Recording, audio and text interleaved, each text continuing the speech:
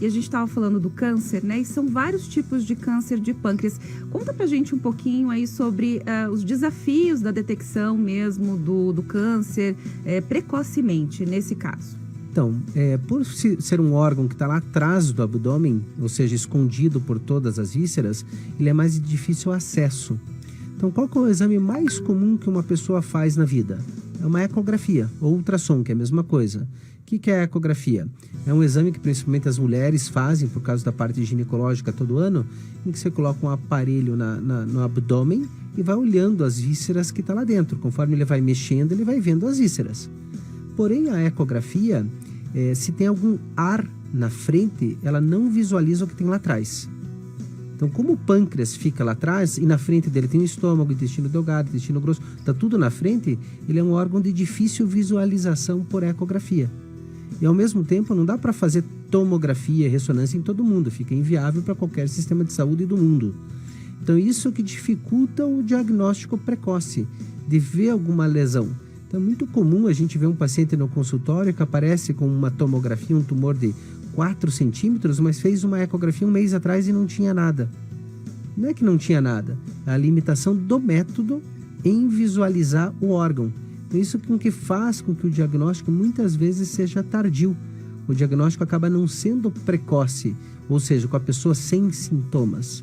Geralmente, quando vai ter sintomas, ele já está no estadio um pouquinho mais avançado, ele está numa fase um pouquinho mais avançada, justamente pela localização do órgão. E quais são os sintomas aí do câncer de pâncreas, os principais? Isso, então os principais sintomas do câncer de pâncreas são: a pessoa começa a perder peso de uma forma que não sabe por quê, ela pode ficar ictérica, dependendo da localização aonde é o tumor, que é aquele amarelão. Aquele amarelão, exatamente. A pessoa pode começar, além de anorexia, não dá vontade de comer, ela tem dor, né? A dor geralmente é um sinal tardio da doença, porque já está pegando os nervos que tem lá atrás, na região do pâncreas, e por sinal dói bastante. Todo mundo já ouviu falar da pancreatite, que é uma outra coisa que dói, por causa da inervação do pâncreas, mas são sintomas todos tardios. Mas o que acontece? O pâncreas ele tem basicamente 4 partes. Uma chamada cabeça, que fica mais próximo do intestino, e uma chamada corpo-cauda, que está mais próximo do baço, que é um outro lugar. Nessa região da cabeça, o paciente fica amarelo. Na região do corpo-cauda, o diagnóstico geralmente já está numa fase avançada, porque ele vai crescendo sem sintomas. Então, mesmo sendo um órgão só, dependendo de onde é o tumor, os sintomas são diferentes. O ideal seria, claro, tentar fazer o diagnóstico antes dos sintomas. Mas só para você ter uma ideia, Grazi, metade dos pacientes com câncer de pâncreas hoje, sendo que o mais comum a gente já vai comentar, chama adenocarcinoma, mas metade dos pacientes, quando se faz o diagnóstico, já tem metástases. Entendeu? O que é metástase? É quando um tumor sai da onde ele começou e vai para outro órgão. Então, no caso, o mais comum é o fígado. Então, imagine, metade vai fazer o diagnóstico já tem metástase, ou seja, já está mais avançado, porque os sintomas são tardios. Você falou ali, doutora, sobre a pancreatite. Um caso de pancreatite pode gerar um câncer? Qual que é a relação disso? Geralmente não. Então, Tá. como que é? A pancreatite, que é a inflamação do pâncreas, tem muito a ver com essa parte exócrina do pâncreas, que é a função de produção dessas enzimas do pâncreas. A pancreatite, a causa mais comum no nosso meio, hoje, ou é bebida alcoólica, em excesso, e o segundo é uma pedrinha na vesícula que sai da vesícula, passa pelo canal da bile e passa pelo pâncreas. Isso faz uma inflamação no pâncreas, que é a pancreatite. Essas pancreatites, que a gente chama de aguda, não tem muita relação com câncer de pâncreas. Porém, a pancreatite crônica, quem tem pâncreas inflamado cronicamente, esse sim aumenta o risco de câncer de pâncreas. Mas a grande maioria dos cânceres que a gente vê de pâncreas não são relacionados à pancreatite. E essa parte ruim, qual que é a parte ruim? Que acontece do nada. Tem os fatores de risco, que a gente já vai comentar, mas geralmente acontece do nada. Não tem muito histórico familiar, nunca teve ninguém na família com, né? Tem exceções, óbvio, mas simplesmente acontece do nada. Não tem história de pancreatite prévia, entendeu? Então, por isso a dificuldade do diagnóstico. O ideal é que se faça exames de rotina todo ano. Qual que é a frequência que a gente deve cuidar para tentar, de certa forma, descobrir aí precocemente o câncer de pâncreas? Então, existem orientações no mundo inteiro para prevenção em câncer. Vamos dar um exemplo. Câncer de intestino, hoje em dia, a partir dos 45 anos, você tem que fazer colonoscopia. Isso para todas as pessoas, mesmo sem sintomas. Para mulher em mama, todo ano tem consulta com ginecologista. E assim por diante. Não existe guidelines de orientação. Para pâncreas não existe assim uma orientação mundial em relação a isso.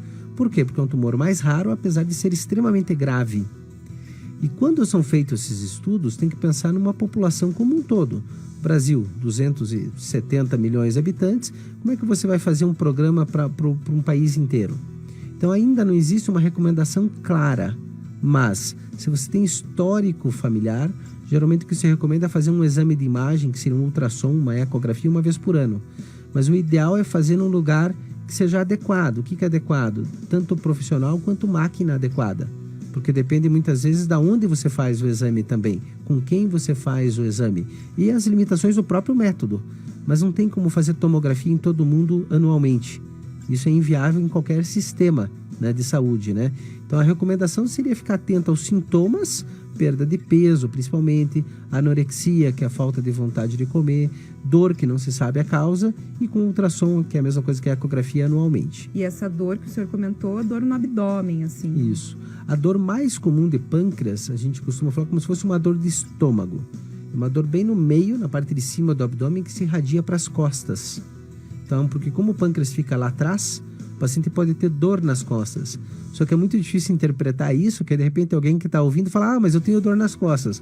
Claro que a dor nas costas, 99% das vezes, não tem nada a ver com câncer de pâncreas. É dor por causa de coluna, por causa de ganho de peso e assim por diante, né?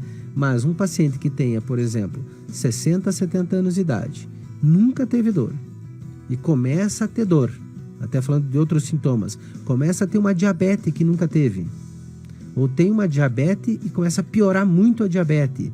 Então, esses são alguns dos sinais de alerta para ir atrás, né? Um paciente jovem, 20 anos, dificilmente vai ser.